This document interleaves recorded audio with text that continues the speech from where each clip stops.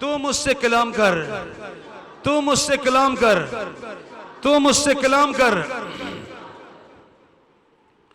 Bible मुकद्दस के जिंदा, हतमी, हकीकी, ला तब्दील और अब्दुल आबाद तक कायम और दायम रहने वाले खुदा के हजूर में से जिन चीजों के लिए बनी आदम को शाबाश दी जाती है, उन चीजों में से एक चीज का नाम है ईमान। बाइबल मुकद्दस के सुनहरे सफ़हात पर, बाइबल मुकद्दस के सुनहरे औराक पर बिखरी हुई सच्चाइयों ने, बिखरे हुए हकायक ने, बिखरे हुए असरारो रमूज ने हमें बताया है कि बाइबल मुकद्दस के पाकीज़ा और पवित्र, ला तब्दील और बुजुर्ग बरतर खुदा के हां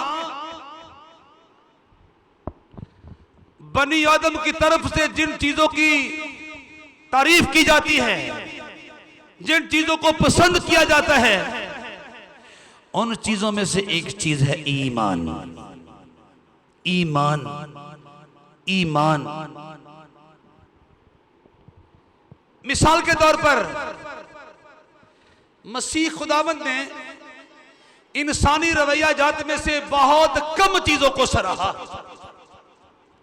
जब खुदा इंसान की सूरत लेकर, या खुदा का रूह इंसान की सूरत लेकर, इंसानियत का लबादा ओढ़कर, बशरियत की पोशाक पहनकर और आदमियत का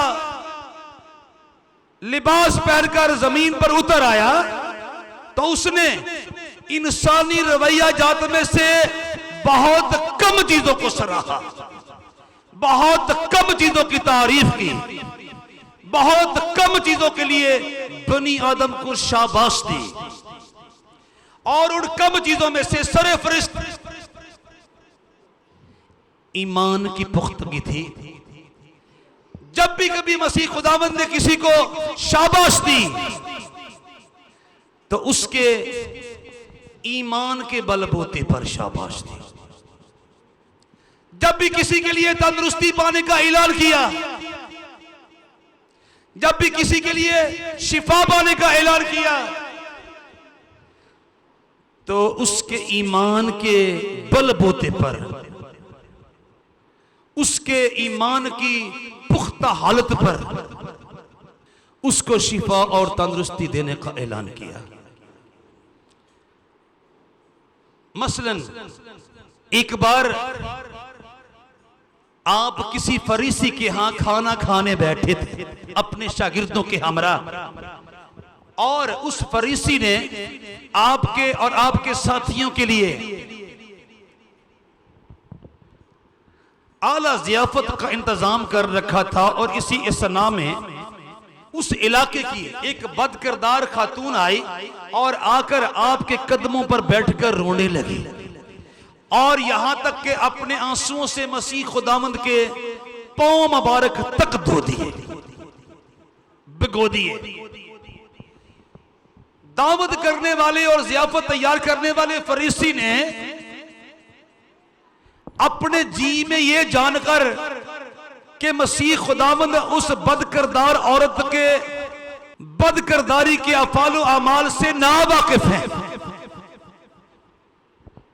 सोचने लगा, अगर स्वामी जी ये बात जानते कि ये इलाके की बदकिरदार खातून है, तो अपने पांव मुबारक को छूने की इजाजत क्यों देते? अपने पास से इसको झटकर धत्कार कर दूर न कर देते? ये जियाफत तैयार करने वाला या आपकी दावत करने वाला फरीसी अपने मन में सोच रहा है। अब मसीह खुदावंद आपके अंदर बार की तमाम सोचों, आपके तमाम ख्यालों से अच्छी तरह से वाकिफ है। आपने उसको अपने पास बुलाकर कहा, ऐ शमौन, मुझे तुझसे कुछ कहना है। आपने जो कुछ कहना था कहा, और आखिरकार उस खतून से मुखातब होकर कहा, इन लोगों के बारे में मत सोच, जो कुछ सोचते हैं इनको सोचने दे। मगर उसने औरत से कहा, तेरे ईमान ने तुझे बचा लिया है, तेरे ईमान ने तुझे बचा लिया है, सलामत चली जा। कहिए हालेलुया, कहिए हालेलुया। वो तो बदचलन औरत है, बदकिरदार औरत है, अच्छे चाल चलन की मालिक नहीं है, बदनाम जमाना औरत है। सारा इलाका उसके गनोने, गटिया, गैर म्यारी, गंदे, गलीज और मकरू अफालो अमाल से वाकिफ है। फिर वो अपनी किस खूबी की बिना पर मुनज्जी आलमीन और मौसन इंसानियत और रहनुमाए आदमियत से शाबाश लेकर चली गई। ईमान के बलबूते पर। ईमान क्या है? वो इस बात पर पुख्ता यकीन रखती है कि यही मेरे गुनाहों को धोने और माफ करने वाला है। अगर ये राजी हो गया तो मेरे सारे के सारे गनोने अफालो अमाल की फहरिस्त मुझसे दूर कर दी जाएगी और मेरी फाइल फिर से सफेद हो जाएगी। और इस पुख्ता एतमाद और यकीन के साथ वह मसीह खुदावंद के कदमों पर आंसू बहाती चली जा रही है। अगर ये ज़ात अक़दस राज़ी हो गई, रज़ामंद हो गई, तो मेरे अगले पिछले तमाम गुनाहों का अज़ाला व तलाफ़ी मुमकिन हो जाएगी। और इस पुख्ता यकीन को मसीह खुदावंद ने ईमान का नाम देकर कहा। मगर उसने औरत से कहा, तेरे ईमान ने तुझे बचा लिया है, सलामत चली जा। कहिए हालेलुया, कहिए हालेलुया, कहिए हालेलुया।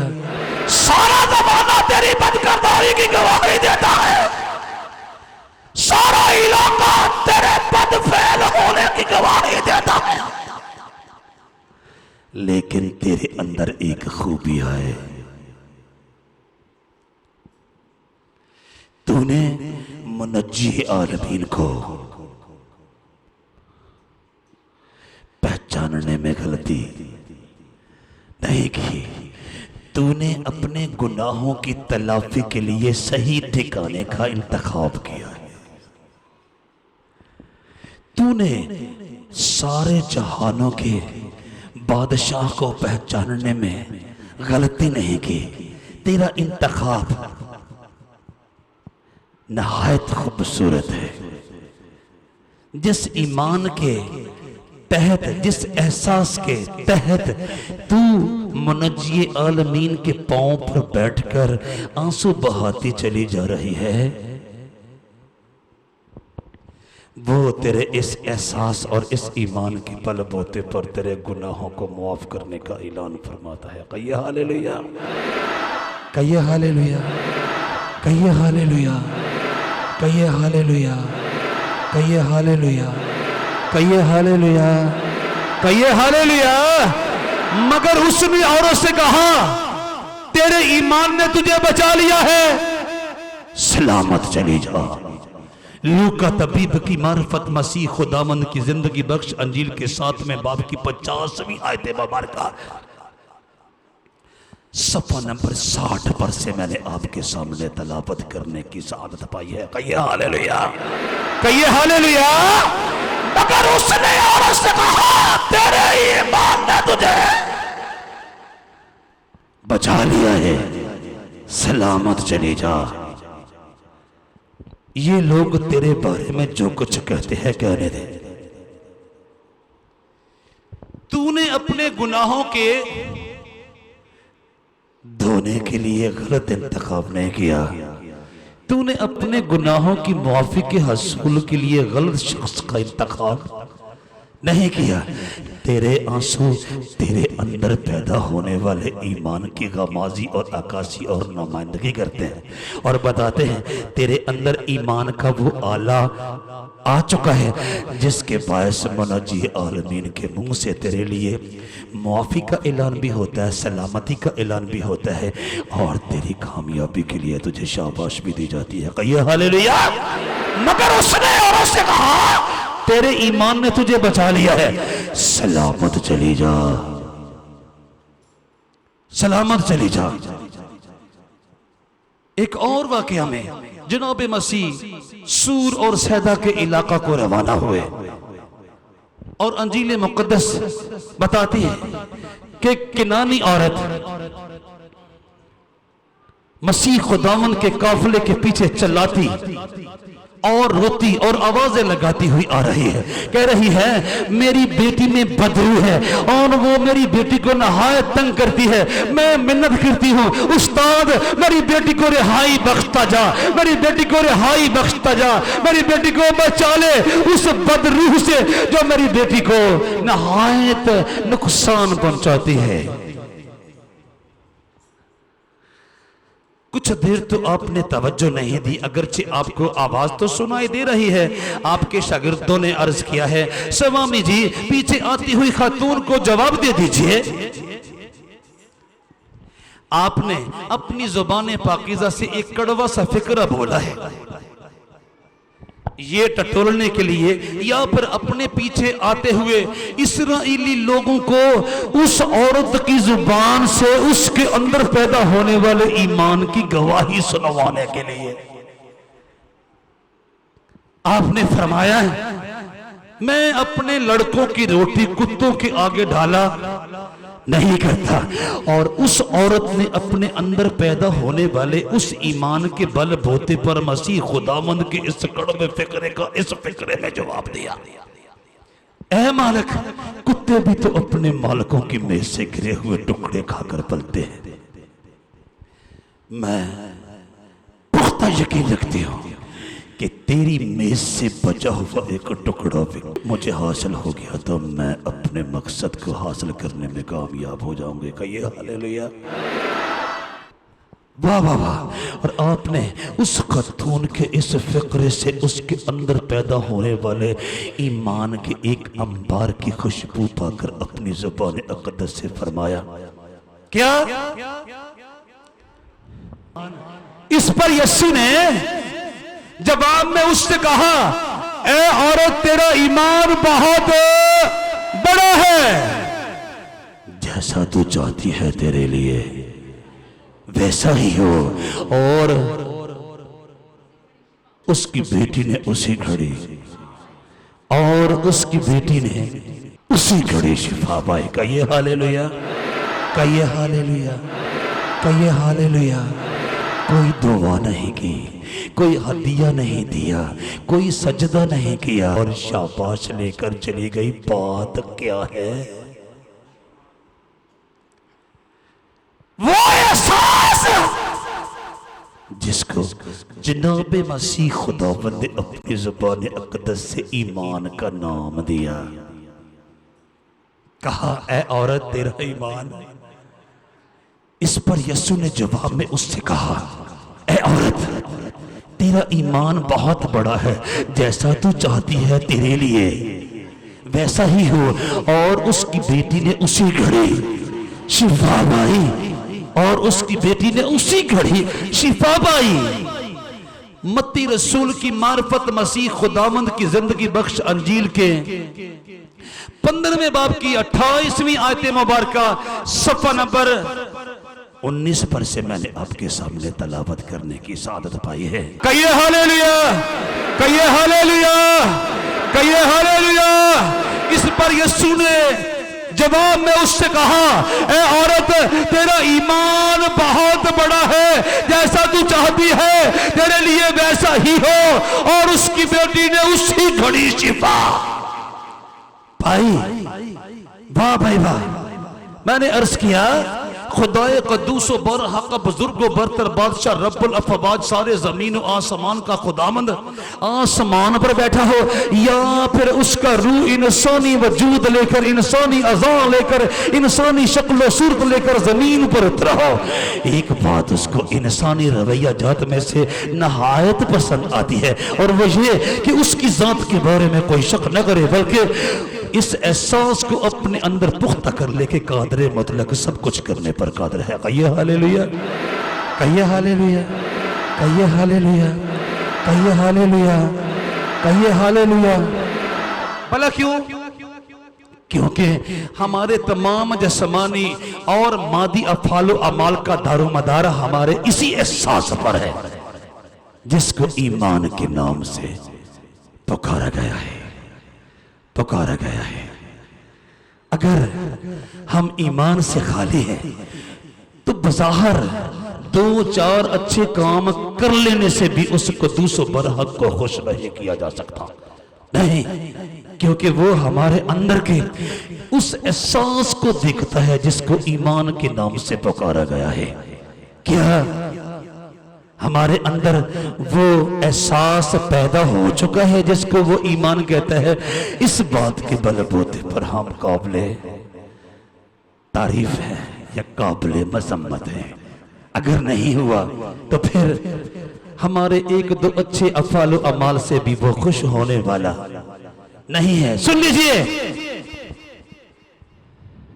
मुख्तलिफ इशिया के बारे में लोगों के मुख्तलिफ ईमान हो सकते हैं, लेकिन बाइबल का खुदा हमसे सही ईमान की तवक्को रखता है। मिसाल के तौर पर मैं इस बात पर यकीन रखूं कि आसमान खुदा ने ताने हैं, अगरचे मैंने खुदा को आसमान को तानते हुए देखा नहीं है, अगरचे मैंने खुदा को जमीन को बिछाते हुए देखा नहीं है, अगरचे मैंने खुदा को समंदरों को फैलाते हुए देखा नहीं है, अगरचे मैंने खुदा को सहराओं को बिछाते हुए देखा नहीं है, अगरचे मैंने खुदा को जनूब और शमाल मगरब और मशरक की दीवारें खड़ी करते हुए देखा नहीं है, अगरचे मैंने खुदा को अंधेरों और उजालों को तख्लीक करते हुए देखा नहीं है, अगरचे मैंने कादरे मुतलक को हवा का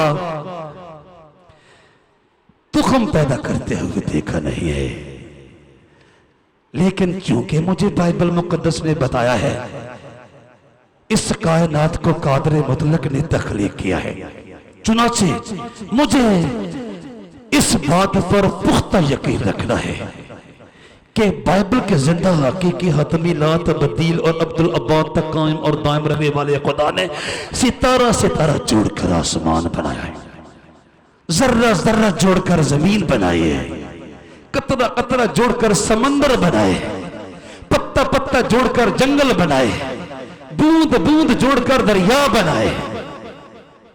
चुनाचे इस ईमान के बलबूते पर मुझे आसमानी खुदा के हजूर से शाबाश मिलेगी। कहिए हालेलुया, कहिए हालेलुया। मैंने पहले अर्ज किया खुदा ने आसमान ताना मैंने नहीं देखा, खुदा ने जमीन बनाई मैंने नहीं देखा, खुदा ने अंधेरे और उजाले बनाए मैंने नहीं देखा, खुदा ने वक्त की पैमाइश की मैंने नहीं देखा, खुदा ने हवा का वजन ठहराया मैंने नहीं देखा, खुदा ने और रोशनी की रफ्तार मुकर्रर की मैंने नहीं देखा, खुदा ने जमीन व आसमान के फासले मुकर्रर किए मैंने नहीं देखा, खुदा ने जनूब व शमाल और मगरब व मशरक की सरहदों पर सूत खींचा मैंने नहीं देखा।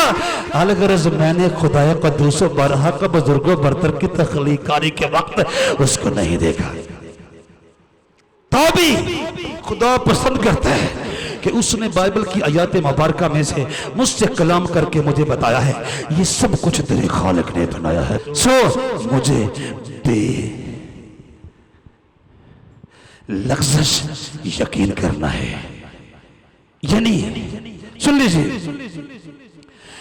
मेरा कादरे मुतलक के वजूद के बारे में, मेरा कादरे मुतलक की तख्लीकारियों के बारे में, मेरा कादरे मुतलक की संतकारियों के बारे में, मेरा कादरे मुतलक की कारीगरी के बारे में, मेरा कादरे मुतलक की करामात के बारे में, मेरा कादरे मुतलक के मौजज़ात के बारे में, मेरा कादरे मुतलक के कमालात के बारे में, मेरा कादरे मुतलक के अजायबात के बारे में, मेरा कादरे मुतलक के असूलात के बारे में, मेरा कादरे मुतलक के मफरूदा जात के बारे में, मेरा कादरे मुतलक की उलूहियत के बारे में, मेरा कादरे मुतलक की रबूबियत के बारे में, मेरा कादरे मुतलक की कदूसियत के बारे में, मेरा कादरे मुतलक की अजमत के बारे में, मेरा कादरे मुतलक की हशमत के बारे में, मेरा कादरे मुतलक की कुदरत के बारे में, मेरा कादरे मुतलक की अबदियत के बारे में बेलफ्ज़ एहसास, गैर मुतज़लज़ल एहसास ईमान कहलाता है। ईमान कहलाता है। मैं जानता हूं वही तो है बाइबल ने मुझे बताया है, जो सुबह और शाम, रात और दिन, अंधेरों और उजालों, जनूब शमाल, मगरब मशरक, चट्टानों, पहाड़ों, टीलों, दरियाओं, समंदरों, गहराओं, वादियों, नालों, गुलस्तानों, बियाबानों, दश्तों, जबल, खुशकी तरी, कौमों, उम्मतों, गुरूहों, जमातों, कबीलों, खानदानों, नबियों, रसूलों, मुकद्दसों, जमानों, सदियों, सालों का तख्लीकार आज़म, मुसव्विर अजीम, हय्युल क़य्यूम, हक़ ताला, हाकिमुल हाकिमीन, सुल्तानुल सलातीन, माबूदों का माबूद, इलाहों का इलाह, खुदावंदों का खुदावंद, बादशाहों का बादशाह, देवताओं का देवता, भगवानों का भगवान, यज़दानों का यज़दान, हमादान, हमादीद, गैर फानी, ला तब्दील, हकीकी नूर, सच्चा आदल, यहोवा आज़म, कामिल मुहीब, खुदावंद बुजुर्गो बरतर, जो मावरा रंजो मलाल है और बेगाना पस्ती व ज़वाल है और बेनज़ीर व बेमिसाल है और शहनशाह जाहो जलाल है और साहब कुदरत कमाल है और माल के माजियो हाल है और खाल के इस्तकबाल है और खुदाए जुल जलाल है, जो न थकता है न कभी मांदा होता है, ऊँगता है न कभी सोता है। कहिए हालेलुया, कहिए हालेलुया, कहिए हालेलुया। ये बातें मुझे बाइबल मुकद्दस ने कादरे मुतलक के मतलब बताई हैं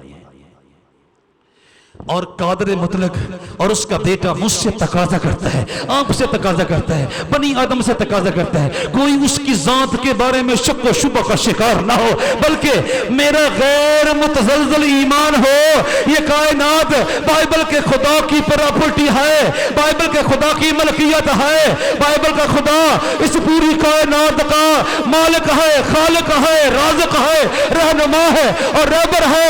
इससे क्या होगा? इससे ये होगा कि जो कुछ उसने वादे किए हैं मैं उन वादों पर भी यकीन करके वो रास्ता इख्तियार करूंगा जिस रास्ते का आखिर हमेशा की जिंदगी है। कहिए हालेलुया, कहिए हालेलुया, कहिए हालेलुया, कहिए हालेलुया। सुन लीजिए, सुन लीजिए, खुदा यानी बाइबल का जिंदा हकीकी हतमी ला तब्दील और अब्दुल अबाद तक कायम और दायम रहने वाला खुदा क्यों पसंद करता है कि मुझे उसकी जात के बारे में, उसकी करामात के बारे में, उसके कमालात के बारे में, उसके मौजज़ात के बारे में, उसके अजायबात के बारे में हल्का सा भी शक व शुबा ना हो, ना उसकी कदूसियत के बारे में, उसकी रबूबियत के बारे में, उसकी उलूहियत के बारे में, उसकी अजमत के बारे में, उसकी हशमत के बारे में, उसकी कुदरत के बारे में, उसकी मंज़लत के बारे में, उसकी अवलियत के बारे में, उसकी अबदियत के बारे में हल्का सा भी मुझे शक व शुबा ना हो,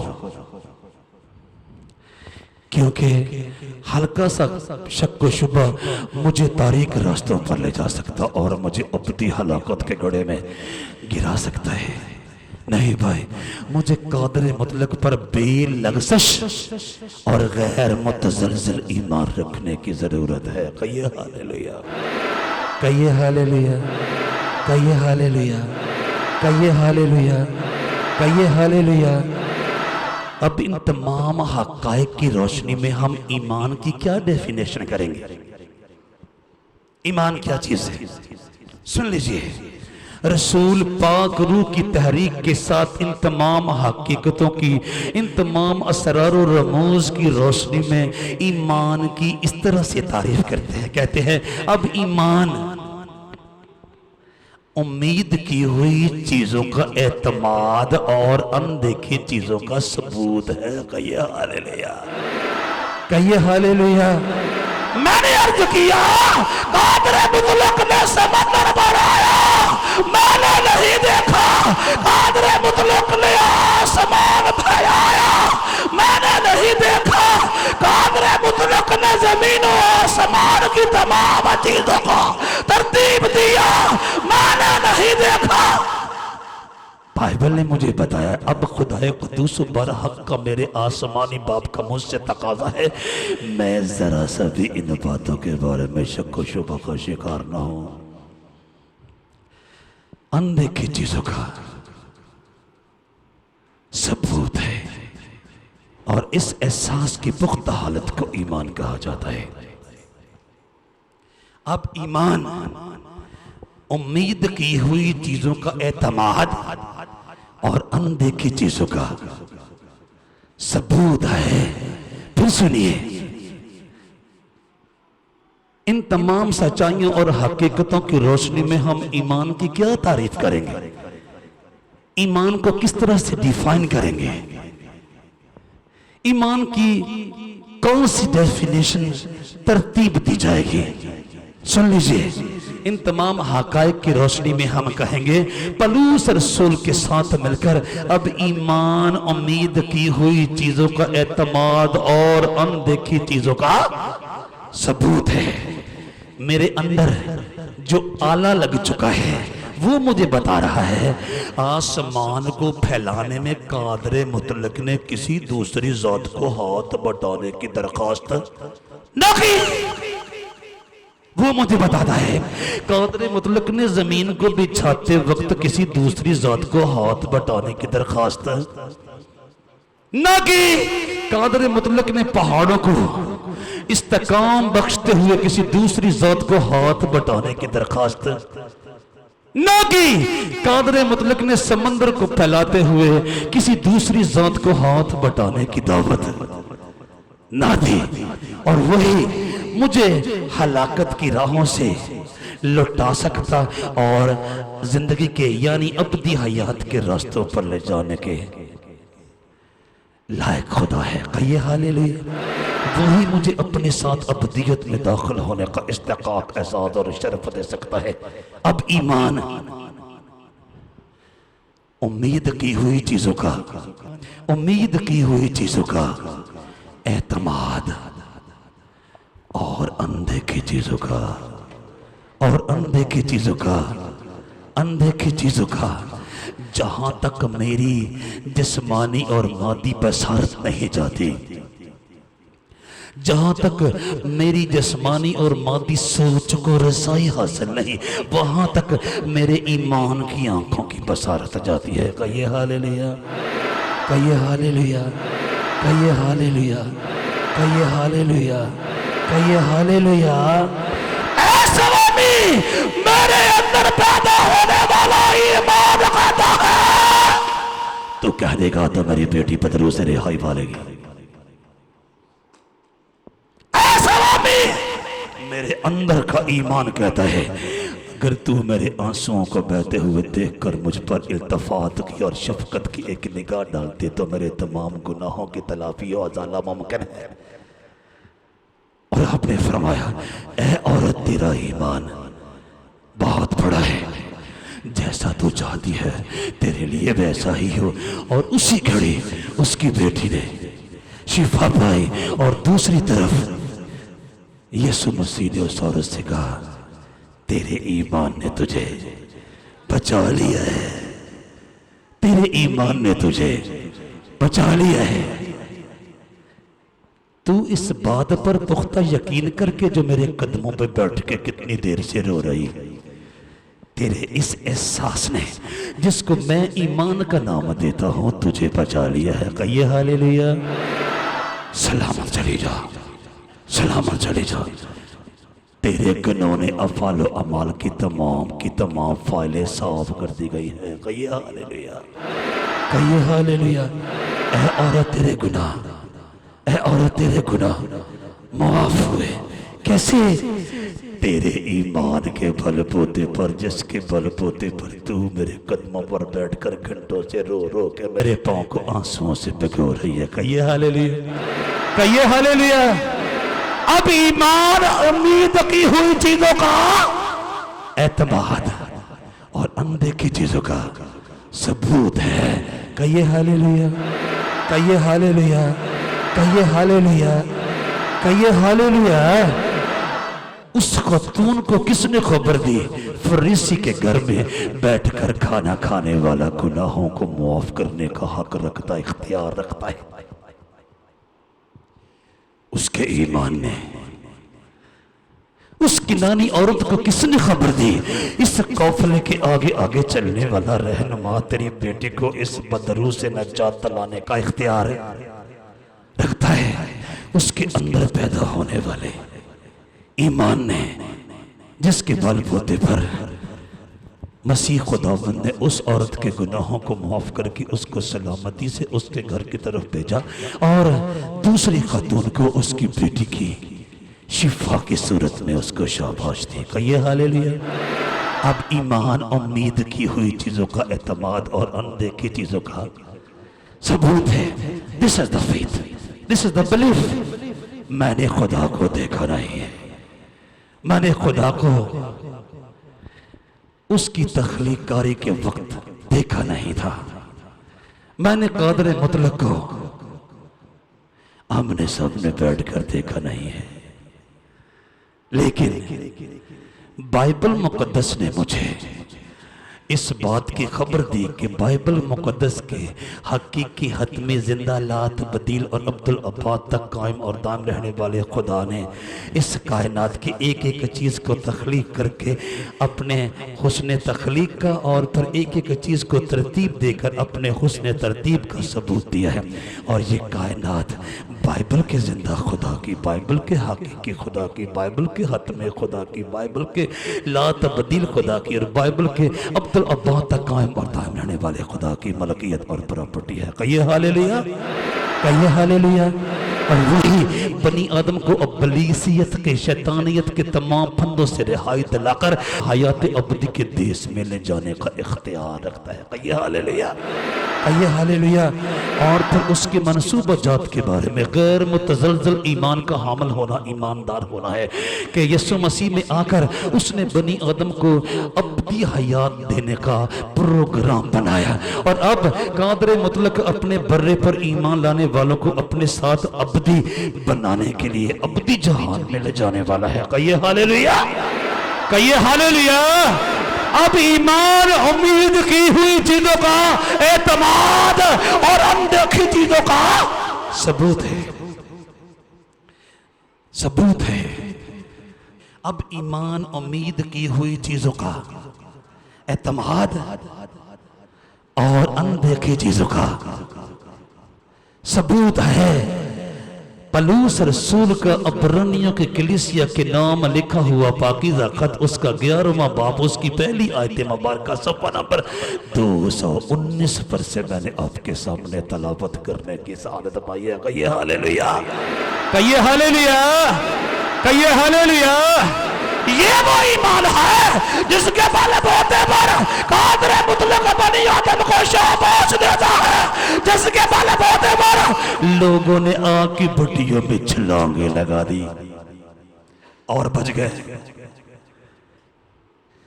जिसके बलबूते पर लोगों ने शेरों की मादों में छलांगे लगा दी और बच गए, जिसके बलबूते पर लोगों ने समंदरों में कूद जाना पसंद किया और बच गए। इस खूबी को ईमान का नाम दिया जाता है। आग की भट्टी में कूदने वाले जानते हैं उनका खुदा जिंदा है और वो उनको जलकर भस्म होने ना देगा।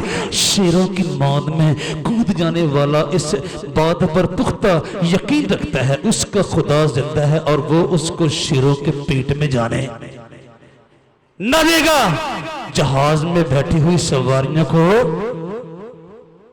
इस बात की दावत देने वाला कि मुझे समंदर में दे मारो, इस बात पर पुख्ता ईमान रखता है कि उसका खुदा कादर मुतलक है जो अपने भेजे हुए तूफान के साथ मेरा रास्ता रोक सकता है, वो मुझे समंदर के पाताल से भी निकाल सकता है। वाह भाई वाह। और वो बंदा समंदर के पाताल में जाकर फिर खुश्क जमीन पर निकल आया, क्योंकि उसके ईमान के बायस उसको बचा लिया गया। कहिए हालेलुया, कहिए हालेलुया। अब ईमान क्या है? अब ईमान उम्मीद की हुई चीजों का एतमाद और अनदेखी चीजों का सबूत है। मैंने अर्ज किया पलूस रसूल का इब्रानियों की कलीसिया के नाम लिखा हुआ पाकीज़ा खत, उसका 11वां बाब और उसकी पहली आयत मुबारका सफ़ा नंबर 219 पर से मैंने आपके सामने तलावत करने की इजाजत पाई है। कहिए हालेलुया, कहिए हालेलुया, कहिए हालेलुया। आप कहेंगे जैसा कि आम लोग समझते हैं और कहते भी हैं कि इस जमाने में कोई ऐसा है जो ये बात ना जानता हो कि ये कायनात सारे जहानों के खुदा की प्रॉपर्टी और मलकियत है। ये तो सब जानते हैं। इसमें ईमान लाने या ना लाने का तो सवाल ही पैदा नहीं होता। ये जमाना रोशनी का जमाना है। किसको खबर नहीं कि खुदा की जात का वजूद है? ये तो आम सी बात है। हर छोटा बड़ा जानता है, हर अनपढ़ और पढ़ा लिखा जानता है, हर गोरा और काला जानता है, हर अमीर और गरीब जानता है, हर देहाती और शहरी जानता है कि खुदा का वजूद है। और खुदा ने ही इस कायनात की तमाम चीजों को तख्लीक करके नहायत करीने और सलीके के साथ तरतीब दे रखा है। सुन लीजिए भाई, सुन लीजिए, सुन लीजिए, सुन लीजिए। ये ईमान की हतमी सूरत नहीं है। ये ईमान का आखिरी मोड़ नहीं है। ये ईमान का शुरू तो है, लेकिन अभी इसको फल लगेगा। अभी ये सिर्फ पौधा है। सुन लीजिए, तू इस बात पर ईमान रखता है कि खुदा एक ही है। फिर सुन लीजिए, तू इस बात पर ईमान रखता है कि खुदा एक ही है। खैर, अच्छा करता है। शयातीन भी ईमान रखते हैं और थरथराते हैं। शयातीन भी ईमान रखते और थरथराते हैं। मगर ऐ निकम्मे आदमी, क्या तू ये भी नहीं जानता कि ईमान बगैर अमाल के बेकार है?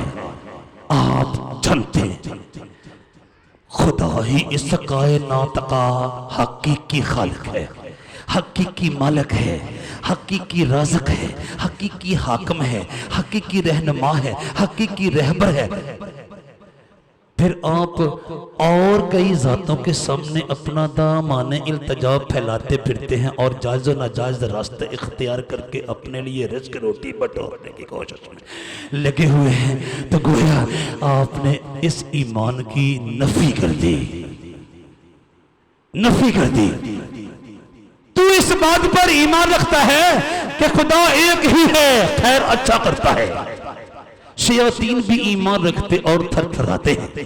मगर ऐ निकम्मे आदमी, क्या तू ये भी नहीं जानता कि ईमान बगैर अमाल के बेकार है, बेकार है, बेकार है। अगर ये कायनात बाइबल में खुदा की प्रॉपर्टी है तो मुझे इस कायनात में से कुछ हासिल करने के लिए किसी दूसरी जात के सामने मुल्तमिस और मुल्तजी होने की जरूरत है? नहीं है। मुझे जायज़ और नाजायज रास्ते इख्तियार करके अपने लिए मलबूसात, अपने लिए खुराक, अपने लिए बैंक बैलेंस, अपने लिए गाड़ियां, कुठियां, अपने लिए वीजे, दौलत और दीगर मादी और जिस्मानी वसाइल और जराए के हसूल की कोशिश करने की जरूरत है? नहीं। और अगर मैं कर रहा हूं तो फिर मैं अपने ही ईमान की नफी कर रहा हूं। अभी मेरे ईमान को अमल का फल नहीं लगा, अमल का फल नहीं लगा, अमल का फल नहीं लगा। उस औरत के दिल में ईमान का पौधा लग चुका है, कि यही स्वामी मेरी बेटी को बदरूह से नजात दिलाने का इख्तियार रखता है। लेकिन जो ही आपने अपने एक कड़े फिक्रे के साथ उसको टटोला तो उसका ईमान का पौधा बेफल न रहा, बल्कि उसने फौरन फल दिया और उसने अपने ईमान की पीक पे पहुंचकर कहा, ए मालिक, कुत्ते भी तो अपने मालिकों की मेज से गिरे हुए टुकड़े खाकर पलते हैं। कहिए हालेलुया, कहिए हालेलुया। और अपने मुनज्जी से अपनी बेटी के लिए शिफा का तोहफा और अपने लिए शाबाश का तोहफा लेकर अपने घर को गई। कहिए हालेलुया, कहिए हालेलुया, कहिए हालेलुया। तू इस बात पर ईमान रखता है कि खुदा एक ही है, खैर अच्छा करता है, खैर अच्छा करता है। शयातीन भी ईमान रखते और थरथराते हैं, मगर ए निकम्मे आदमी, क्या तू ये भी नहीं जानता कि ईमान बगैर अमाल के बेकार है, बेकार है। याकूब रसूल का लिखा हुआ आम खत, उसका दूसरा बाब, उसकी 19वीं और 20वीं आयत मुबारक 225 सफ़ा पर से मैंने आपके सामने तलावत करने की ज़ाहमत पाई है। कहिए हालेलुया, कहिए हालेलुया, कहिए हालेलुया। किताबों ने मुझे बताया, लोगों ने मुझे बताया, गिरदोनवा के माहौल ने मुझे बताया, इस कायनात को किसी ने दखल किया है। मैंने भी मान लिया, लेकिन मैंने अमली तौर पर उस पर भरोसा रखने का सलीका और करीना नहीं सीखा। चुनाचे मेरा ईमान मेरे लिए फायदामंद ना हुआ, मेरे ईमान का पौधा फल के मौसम तक न पहुंचा और रसूल को पाक रूह की तहरीक से कहना पड़ा, ए निकम्मे आदमी, क्या तू ये भी नहीं जानता कि ईमान बगैर अमाल के बेकार है, बेकार है, बेकार है। तू इस बात पर ईमान रखता है कि खुदा एक ही है, खैर अच्छा करता है। सुन ले, शयातीन भी ईमान रखते और थरथराते हैं, मगर ए निकम्मे आदमी, क्या तो ये भी नहीं जानता कि ईमान बगैर अमाल के बेकार है। मैंने अर्ज किया, याकूब रसूल का लिखा हुआ आम खत, उसका दूसरा बाब, उसकी 19वीं और 20वीं आयत मुबारक सफ़ा नंबर 225 पर से मैंने आपके सामने तलावत करने की सआदत पाई है। कह दीजिए हालेलुया, कह दीजिए हालेलुया, कह दीजिए हालेलुया, कह दीजिए हालेलुया। और फिर इस हकीकत को मजीद पुख्ता करने के लिए रसूल इसी पैराग्राफ के आखिर पे कहता है, गरज गरज जैसे बदन बगैर रूह के मुर्दा है, वैसे ही ईमान भी बगैर आमाल के मुर्दा है। अगर कादरे मुतलक वो है और उसके कब्ज़ाए कुदरत में मेरी जान है, तो फिर मुझे उसके बताए हुए सच्चाई और रास्तबाजी, नेकी और पाकीज़गी के रास्तों से इनराफ इख्तियार करके ना रास्ते की राहों पर जाने का इख्तियार नहीं था। जो मैंने किया, जो आपने किया, जो बनी आदम ने किया, सुन लीजिए, जहां पर ईमान बेकार रह जाता है, अगर उसके हाथ में मेरी जान है, अगर उसके कब्ज़े कुदरत में मेरा दम है, तो मुझे ना लायकी और ना रास्ती और बदकिरदारी और ज़नाकारी और हरामकारी और जादूगरी और बुत परस्ती और लड़ाई झगड़े और जुल्म तशद्दुद और हक तलफी और ज़ियादती और इस्तेसाल इस्तेबदाद और कत्ल गारत और दीगर गनोने घटिया गैर मियारी गंदे और गलीज अफ़ाल अमाल का इर्तिकाब करना नहीं चाहिए था। नहीं नहीं, बल्कि मुझे तमाम मामलात में उस कादरे मुतलक पर ट्रस्ट करना, भरोसा रखना, तवक्कुल करना, एतकाद रखना और एतमाद करना है। बसूरत दीगर सुन लीजिए, गरज जैसे बदन बगैर रूह के मुर्दा है, वैसे ही ईमान भी बगैर अमाल के, वैसे ही ईमान भी बगैर अमाल के मुर्दा है। याकूब रसूल का पाकीज़ा आम खत, उसका दूसरा बाब, उसकी 26वीं आयत मुबारक सफ़ा नंबर 225 पर से मैंने आपके सामने तलावत करने की सआदत पाई है। कहिए हालेलुया। गरज जैसे बदन बगैर रूह के मुर्दा है, वैसे ही ईमान भी बगैर अमाल के मुर्दा है। गरज जैसे बदन बगैर रूह के मुर्दा है, वैसे ही ईमान भी बगैर आमाल के मुर्दा है। आप किसी भी मुर्दा चीज को अपने घर में रखना पसंद नहीं करेंगे। अब देख लीजिए, अगर आपके ईमान की ये सूरत है तो ये ईमान कादर मतलब के हजूर में मकबूल ठहर सकते हैं, काबिल कबूल हो सकता है, मंजूर नजर हो सकता है? नहीं, ये काबिल तारीफ ईमान नहीं है। ये कादर मतलब के हजूर से शाबाश हासिल करने के लिए नाकाफी ईमान है। नहीं, मगर ए निकम्मे आदमी, क्या तो ये भी नहीं जानता कि ईमान बगैर अमाल के बेकार है, बेकार है। गरज जैसे बदन बगैर रूह के मुर्दा है, वैसे ही ईमान भी बगैर अमाल के मुर्दा है। मैंने अर्ज किया यकूब रसूल का आम खत, उसका दूसरा बाब, उसकी 26वीं आयत मुबारक, सफ़ा नंबर 225 पर से मैंने आपके सामने तलावत करने की आदत पाई है। फिर मैं ऐसा ईमान कहाँ से लाऊं जो कादर मतलब के हजूर में काबिल कबूल हो और जिसके बलबूते पर मुझे इस जहान में भी शाबाश मिले, और जब मैं उसके बर्रे मुनसिफ आज़म यस्सु मसीह की अदालत में पेश किया जाऊं तो उस वक्त भी मेरे लिए वो ईमान शाबाश के हसूल का वसीला और सबब बन जाए। कहां से लाओ? सुन लीजिए, सुन लीजिए, मैं ये ईमान की पनीरी कहां से हासिल करूं? मैं कौन सी नर्सरी से राबता करूं कि मुझे ईमान का नन्ना मुन्ना पौधा मिल जाए ताकि मैं अपने दिल की, अपनी रूह की सरजमीन में उसको लगा सकूं।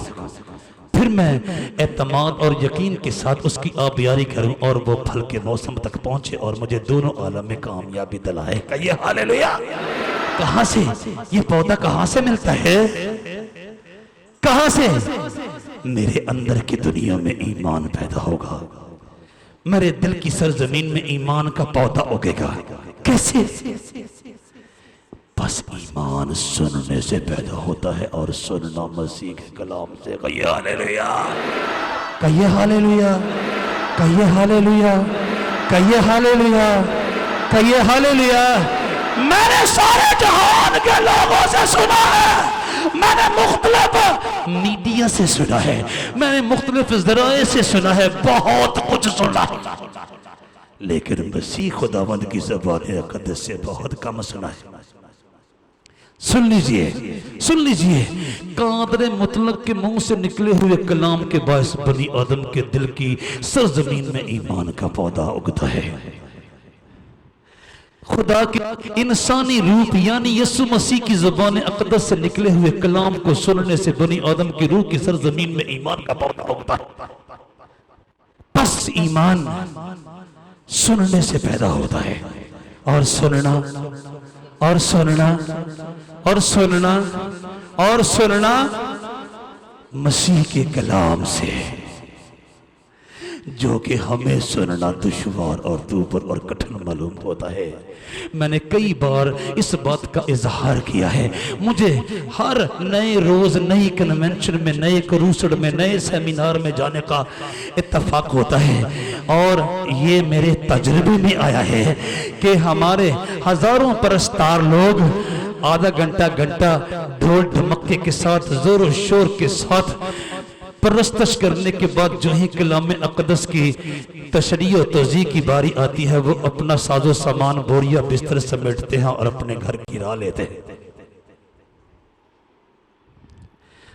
और फिर इसके अलावा हजारों लोग परस्तश व ताज़ीम या सताइश के हमद व तारीफ के दौरान जागते रहते हैं। जो ही कलाम अक़दस की बारी आती है, लोग अपने रूह के कान बंद कर लेते हैं, और ना उन्होंने मसीह खुदावंद की ज़ुबान अक़दस से, कादर मतलब की ज़ुबान अक़दस से निकले हुए कलाम को अपने अंदर के दुनिया में जाने दिया, और ना उनके अंदर के बागीचे में ईमान का पौधा पैदा हुआ, और ना कभी फल के मौसम तक पहुंचा, और ना उनको शाबाश मिली।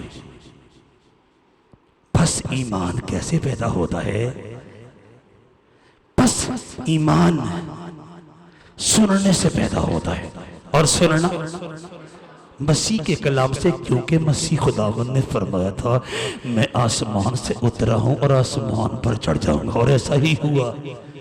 यानी हमारा अंजीली ईमान हमें बताता है कि मसीह खुदावंद आसमान और जमीन के सारे हक़ाइक़ से अच्छी तरह से वाकिफ, आशना और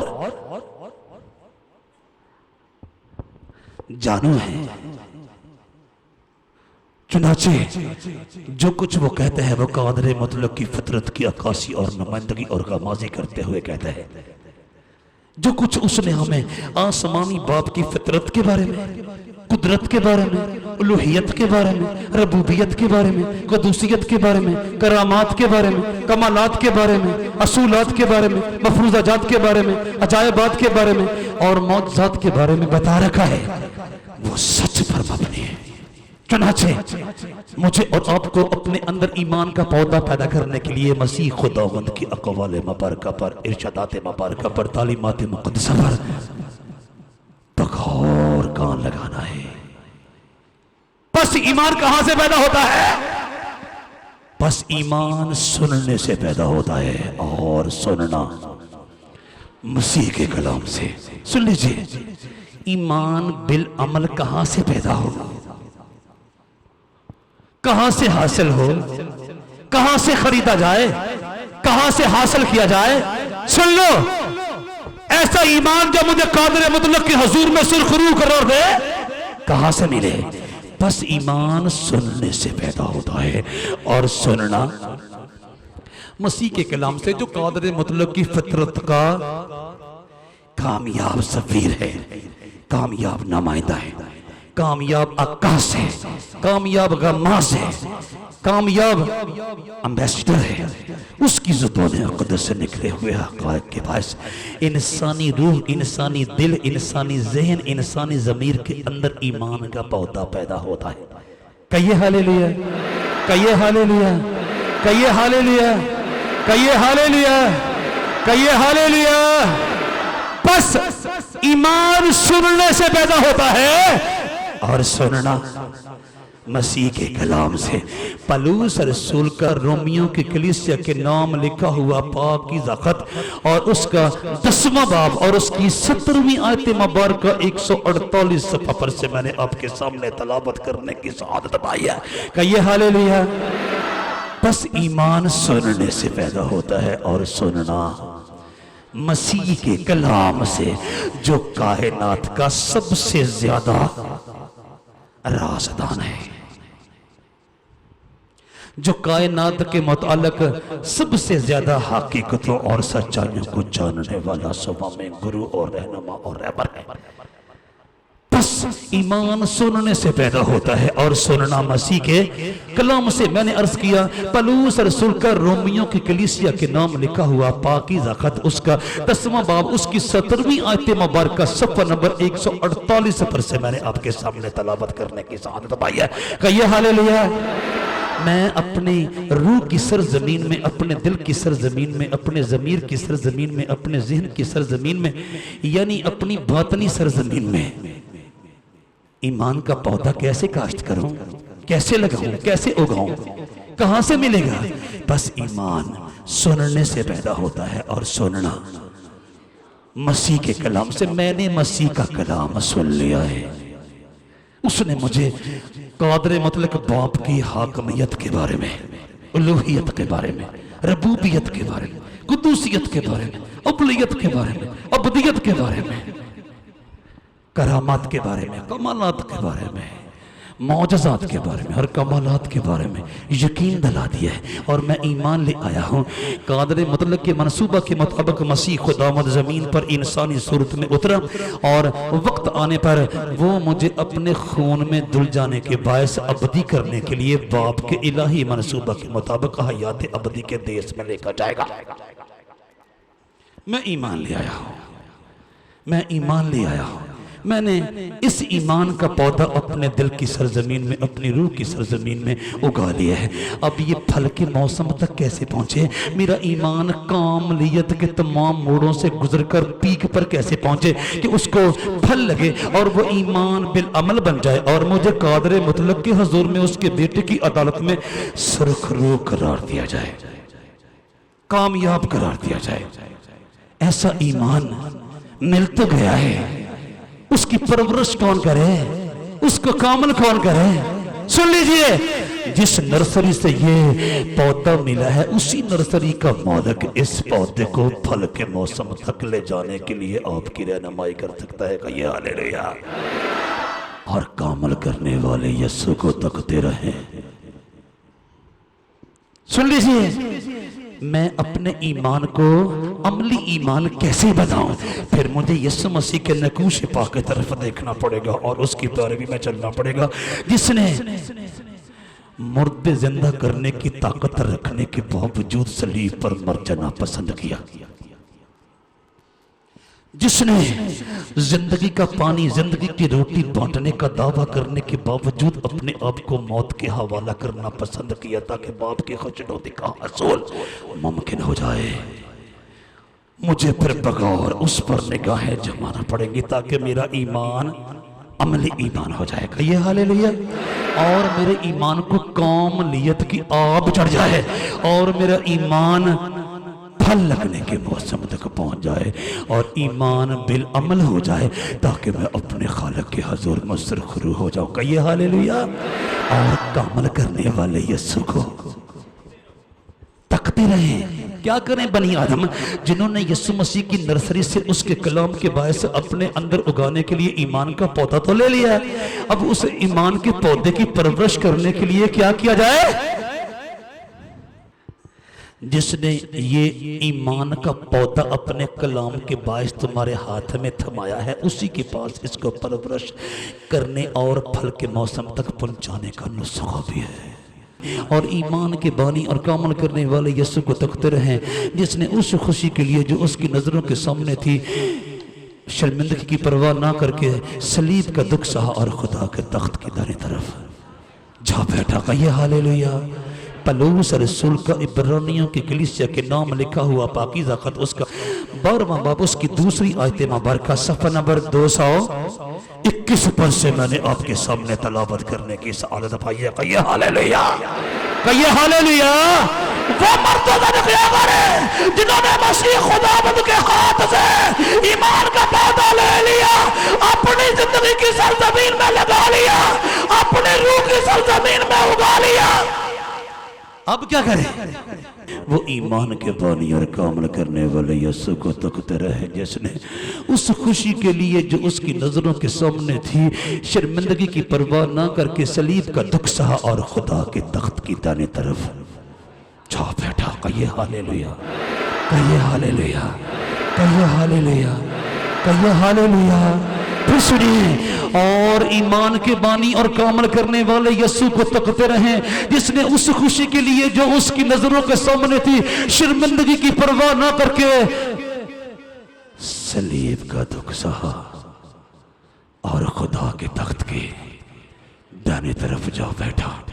पलूस रसूल का इब्रानियों की कलीसिया के नाम लिखा हुआ पाकीज़ा खत उसका 12वां बाब उसकी दूसरी आयत मुबारक 221 सफ़ा पर से मैंने आपके सामने तलावत करने की सआदत पाई है। कहिए हालेलुया। जिसने ये ईमान का पौधा आपको थमाया है वही इसकी परवरिश करेगा। उसको तकते रहो, उसने किस तरह से उस ईमान के मुताबिक किस तरह सलीबी मौत पसंद की और अपने आसमानी बाप की पाकीज़ा मर्जी को टालना पसंद न किया, बल्कि इस ईमान के तहत कि अगर वो अपने बाप के हाथ से खुशनुदी और शाबाश का ताज पाएगा तो पूरी कायनात उसके कदमों के नीचे आ जाएगी। और ऐसा ही हुआ, उसने इस ईमान को अपने अमल से साबित किया और मर गया, लेकिन अपने बाप की मर्जी को नजरअंदाज करना पसंद ना किया। और यूं उसने वो नाम पाया जो सब नामों से आला है, ताकि यीशु के नाम पर हर एक घुटना झुके, खा आसमानियों का, खा जमीनियों का, खा उनका जो जमीन के नीचे है। और खुदा बाप के जलाल के लिए हर एक जुबान इकरार करे कि यीशु मसीह खुदावंद है। और इस दर्जे तक पहुंचने के लिए उसने अपने ईमान को किस कदर का अमल किया? उसने अपने बाप की खुशनुदी के हसूल के लिए सलीब का दुख सहने से इनकार न किया, गुरेज न किया, दरेक न किया। अब मुझे और आपको अपने ईमान के पौधे को फल के मौसम तक ले जाने के लिए मसीह खुदावंद के नकूशे पाक की पैरवी करना होगी, उसके नक्शे कदम पर चलना होगा, उसकी पैरवी में चलना होगा, उसकी तरफ दिखते रहना होगा, उसको तकते रहना होगा, ताकि मेरे ईमान को पैदा करने वाला मेरे ईमान के पौधे को फल के मौसम तक भी पहुंचाए और मैं ईमान बिल अमल के बायस अपने खुदा के हजूर से दोनों आलम में शाबाश पाने के लायक बन जाऊं। कहिए हालेलुया, कहिए हालेलुया, कहिए हालेलुया, कहिए हालेलुया, कहिए हालेलुया, कहिए हालेलुया। सुन लीजिए, और ईमान बिल अमल के बगैर कोई आलम बाला पर हयात अबदी के देश में कादर मतलब और उसके बेटे और उसके फरिश्तों और उसके मुक़द्दसीन के साथ दाखिल होने का हक ना पाएगा। नहीं भाई नहीं, ईमान दे बेड़े पार ने, ईमान के बलबूते पर लोगों ने 100 साल की उम्र में मिलने वाले इकलौते बेटे की कुर्बानी देने से दरेक ना किया। ईमान के बलबूते पर लोगों ने शेरों की मादों में उतरने से इनकार ना किया। ईमान के बलबूते पर लोगों ने आग की भट्टियों में कूद जाने से दरेक न किया, क्योंकि वो जानते थे कादरे मुतलक बचाने की कुदरत, बचाने का इख्तियार रखता है। मुझे और आपको मसीह खुदावंद के कादर मतलब के जिंदा कलाम को सुनकर अपने अंदर उसकी ज़ात अक़दस के बारे में, उसकी उलूहियत के बारे में, उसकी कुद्दूसियत के बारे में, उसकी रुबूबियत के बारे में, उसकी अवलियत के बारे में, उसकी कुदरत के बारे में, उसकी हशमत के बारे में, उसकी अज़मत के बारे में, उसकी अबदियत के बारे में, उसकी करामात के बारे में, उसके कमालात के बारे में, उसके मौजज़ात के बारे में, उसकी अजायबात के बारे में ईमान भी रखना है। फिर अमली तौर पर अपने आप को उसके कब्जा कुदरत में देके हर गनौने घटिया गैर म्यारी गंदे गलीज और मकरूह काम से नफरत भी करनी है, ताकि आखिरकार मेरा ईमान फलदार पौधे की तरह आलम बाला पर बैठे हुए कादर मतलब और मनसब आज़म यीशु मसीह की हजूर में काबिल कबूल हो और मैं हयात अबदी में कादर मतलब के साथ, उसके बेटे के साथ, उसके फरिश्तों के साथ, उसके मुक़द्दसीन के साथ, उसके मुरसलीन के साथ दाखिल होने के लायक बन जाऊं। खुदा आप सबको इस कलाम के वसीला से बरकत दे।